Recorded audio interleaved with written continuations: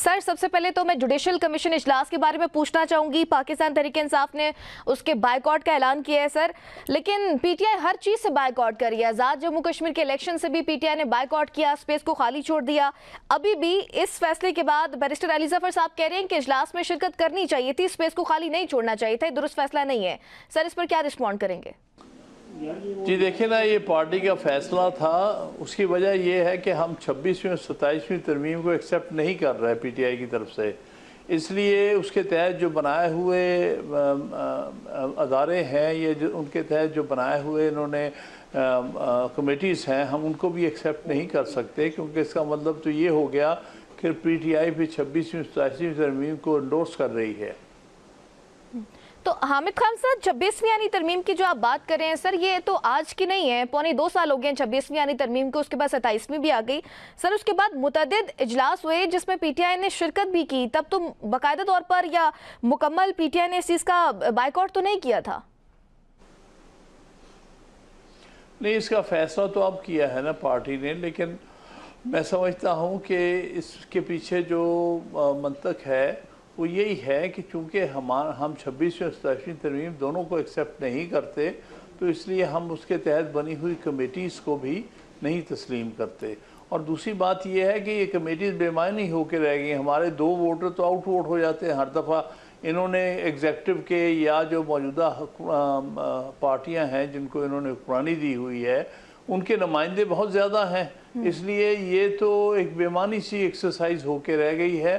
وہ جس کا نام چاہتے ہیں وہ تھرو کروا لیتے ہیں بائی میجورٹی. ایون جو ججز وہاں بیٹھے ہیں وہ بھی آؤٹ نمبر ہو جاتے ہیں, ان کے ہاتھ میں بھی کچھ نہیں ہے. تو یہ جتنا بھی سیٹ اپ بنایا گیا ہے وہ سارا مصنوعی ہے اور بے معنی ہے, اور وہ کسی طور پر بھی قابل قبول نہیں ہے. اچھا حامد خان صاحب, لائرز ایکشن کمیٹی نے تحریک کا اعلان بھی کیا ہے. سر بنیادی اس کا مقصد کیا ہوگا؟ خان صاحب کی رہائی بنیادی مقصد ہے؟ دیکھیے نا, رہائی جو ہے وہ تو ویسے ہی بالکل ایک انلیگل قسم کی ان کی ڈیٹینشن ہے. ہمارا مقصد تو وکلاء کی جو تحریک ہے وہ 26ویں اور 27ویں ترمیم کو واپس کرنا ہے, اس کو ختم کرنا ہے, اور آئین کو اپنی اصلی شکل میں بحال کرنا ہے, اور ہم نے عدالتوں کو آزاد کرنا ہے. اس وقت عدالتیں جو ہیں وہ بالکل جو ہے وہ آزادی سے بے بہرہ ہو گئی ہیں. ان میں جو ہمارے ججز ہیں ان کی کوئی انڈیپینڈنس نہیں رہ گئی. لہذا ہمارا مقصد جو ہے وکلاء تحریک کا وہ پارٹی سے ہٹ کے ہے. وہ پارٹی کے بہت سارے نقطے وہی کامن بھی ہیں, لیکن جو وکلاء تحریک ہے وہ تو اس کے اپنا ایک پورا ایجنڈا ہے, جس میں سب سے سر فہرست جو ہے وہ 26ویں اور 27ویں ترمیم کا منسوخ ہونا ہے, اور اس کے بعد پھر عدالتی نظام کو ریسٹور کرنا ہے. اب اس وقت کوئی عدالتی نظام نہیں ہے. اور دوسرا وہ جو ایک عدالت بنائی ہے جس کو ایف سی سی کہتے ہیں, اس کا خاتمہ ہم چاہتے ہیں. ہم چاہتے ہیں صرف اور صرف ایپیکس کورٹ سپریم کورٹ ہو. ساری دنیا میں یہی ہو رہا ہے, سپریم کورٹ ہی سب سے بڑی عدالت ہوتی ہے, اس کی پیرل عدالت نہیں بنائی جا سکتی. یہ تو اسٹیبلشمنٹ نے جان بوجھ کر ہمارا عدالتی نظام کو درہم بھرم کرنے کے لیے ایک پیرل عدالت بنا کے رکھتی ہے. اس میں اپنی مرضی کے لوگوں کو بٹھا دیا ہے, جو کہ نہ وہ انڈیپینڈنٹ ہے, نہ وہ کسی کام کے جج ہیں, نہ ہی وہ فیصلہ کرنے کے مجاز ہیں. وہ تو جو ان کو حکم آتا ہے اس کے مطابق وہ فیصلہ کر دیتے ہیں. اچھا محمد خان, آپ نے کہا کہ بنیادی جو اس میں پوائنٹ ہے وہ 26ویں اور 27ویں یعنی ترمیم کا ریورسل ہے.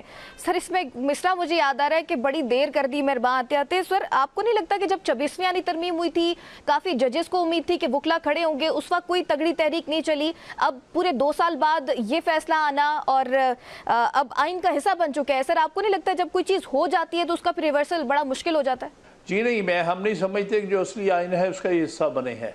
ہم سمجھتے ہیں کہ یہ بالکل ناجائز قسم کی ترامیم ہے, اور وقت گزرنے کے ساتھ غلط کام صحیح نہیں ہو جاتا کبھی بھی, اور بعض اوقات بڑی بڑی لمبی سٹرگل کے بعد درست ہوتا ہے.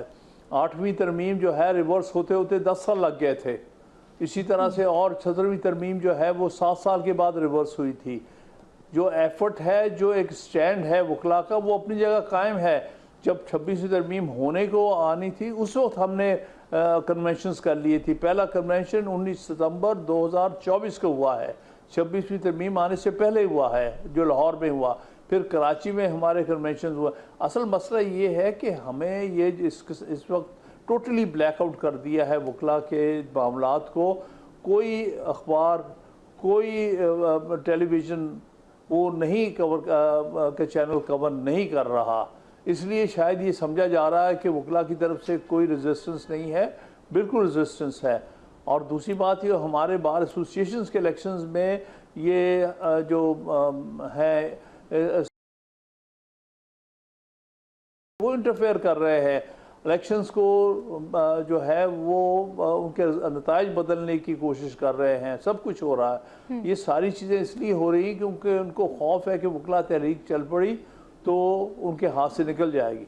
अच्छा सर, 2024 की जो आपने बात की उसमें अली अहमद कुर्द साहब ने बड़ा नारा लगाया था कि नहीं छोड़ेंगे, उसके बाद बड़ी तनकीद भी हुई। सर ये जो तहरीक चलने जा रही है 2007 की तहरीक की तर्ज पे होगी जिसमें पॉलिटिकल पार्टीज भी निकली थी, उस तर्ज की होगी? और अहमद अली कुर्द साहब गालिबन उस वक्त भी बड़े इंपॉर्टेंट रहनुमा के तौर पर सामने आए थे, कोई इम्पैक्ट आएगा इससे? जी जी सही है, उसी तर्ज की है, क्योंकि हम ओपन रख रहे हैं। इसमें हमने सिविल सोसाइटी को, पॉलिटिकल पार्टीज को, जो हमारे एजेंडे के साथ एग्री करते हैं, जितने भी लोग हैं, चाहे उनका किसी सियासी जमात से ताल्लुक़ है या नहीं है, चाहे वो आज़ाद मंश लोग हैं जिनका किसी पार्टी से तो ताल्लुक़ नहीं है लेकिन वो सोच के हवाले से हमारे साथी हैं, हम सबको कहते हैं कि आओ हमारा साथ दो ताकि इस मुल्क में एक दफ़ा फिर रूल ऑफ लॉ कायम हो सके, इस मुल्क में फिर आइन की सरबलंदी हो सके और इस मुल्क में फिर हम आज़ाद अदलिया को लेके आ सके। इस वक्त तो इंसाफ का निज़ाम ही कोई नहीं है। इस वक्त तो इस मुल्क में जो जज बनाए जा रहे हैं, जो आजकल भी जिनके नाम फाइनल हुए हैं, वो इस शर्त पे बनाए जा रहे हैं कि तुम नाइंसाफ़ी करोगे। अच्छा। यानी जो इंसाफ देने का एक निज़ाम था उसको बिल्कुल पलट के रख दिया। अब जो वहाँ से या से इनको डायरेक्शन आएगी, ये उस पर साइन करेंगे, ये जज बन चुके हैं। इसलिए इन जजेस से भी हमें जान छुड़ानी पड़ेगी और ये तरमीम से भी जान छुड़ानी पड़ेगी। और जो कार्रवाई होती है, चाहे वो जुडिशल कमीशन के नाम पर हो रही है, चाहे किसी और नाम पे हो रही है, ये सारी चीज़ जो है आइन के ख़िलाफ़ हो रही है। इसको अनडू करना पड़ेगा कल को। बल्कि शायद ये भी ज़रूरत हो जाए कि इन सब के ख़िलाफ़ जिन्होंने भी ये तरमीम लेके आए हैं उनके ख़िलाफ़ आर्टिकल 6 के मुकदमा चलाया जाए, क्योंकि इससे बड़ा हाई ट्रीज़न कोई नहीं है। जब आइन को आप मसक कर देते हैं, आइन को ख़त्म डीरेल कर देते हैं, तो उस मुल्क में कोई निज़ाम नहीं रह जाता लोगों को उनके हकूक़ देने का। इस अच्छा। वक्त अदलिया जो है बिल्कुल बेकार हो चुकी है, लोगों को हकूक़ नहीं दे सकती, ना इंसाफ दे सकती। हामिद साहब, 2007 में जो तहरीक चली थी उसमें वकला इकट्ठे थे, अभी वकला में भी दो धड़े हैं, बकौल आपके कुछ लोग जो हैं बेनिफिशरी हैं इन तरमीम के, तो सर वो साथ तो नहीं देंगे फिर? देखिए बेशक हो, क्योंकि उस वक्त भी हमारे ख़िलाफ़ ऐसे हमारे अंदर लोग थे जो कि इन्होंने विन ओवर किए हुए थे इस्टेब्लिशमेंट ने, इस वक्त भी हैं। इस वक्त ज़्यादा खुल्लम खुला है, क्योंकि इस वक्त खुल्लम खुला जो है जो इस्टेब्लिशमेंट है वो हमारी मुखालफत कर रही है, सारे रिसोर्स इस्तेमाल कर रही है, लोगों को पैसे ऑफ़र कर रही है, लोगों को ओहदे ऑफ़र कर रही है। जिस किस्म के मामलात इस वक्त चल रहे हैं, ये हमारी तारीख में इसका कोई पैरेलल नहीं है। उस वक्त बेशक हुकूमत हमारे ख़िलाफ़ थी, लेकिन उस वक्त भी कम अज़ कम वसाइल के इस तरह का इस्तेमाल नहीं था जो आजकल हो रहा है इस मूवमेंट को दबाने के लिए। सर 5 अगस्त को पाकिस्तान तहरीक इंसाफ भी एक एहतजाज या तहरीक करने जा रही है, sir political plus lawyer movement चल सकती है आप लोगों की? देखिए ना, वो बिल्कुल अपनी जगह है। अच्छा। हर पार्टी को ये बिल्कुल हक हासिल है आइन के तहत कि वो अपनी मूवमेंट चलाएं। लिहाजा 5 जुलाई को जो मूवमेंट का ऐलान किया है, क्योंकि वो तारीख है जब 3 साल हो जाएंगे हम एक पाकिस्तान के सबसे बड़े सियासी लीडर को, सबसे अहम और सबसे पॉपुलर लीडर को इन्होंने नाजायज़ झूठे मुकदमात में जो है जेल में रखा हुआ है, बल्कि अब तो कैद तन्हाई में रखा हुआ है। उसकी वजह से उसके 3 साल पूरे होने पर जो तहरीक इंसाफ चलाएगी मूवमेंट तो बिल्कुल जायज़ है।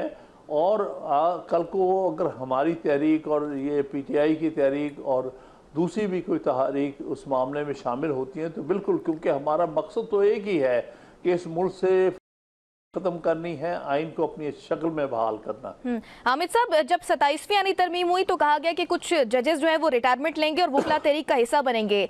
सर, उन जजेस से राब्ते किए जा रहे हैं जिन्होंने रिटायरमेंट लिए? अतर मिनल्ला साहब की अगर मैं बात करूं, मंसूर अली शाह साहब की अगर मैं बात करूं, उनको भी दावत देंगे? उनकी तरफ से कोई रिस्पॉन्ड आया हो?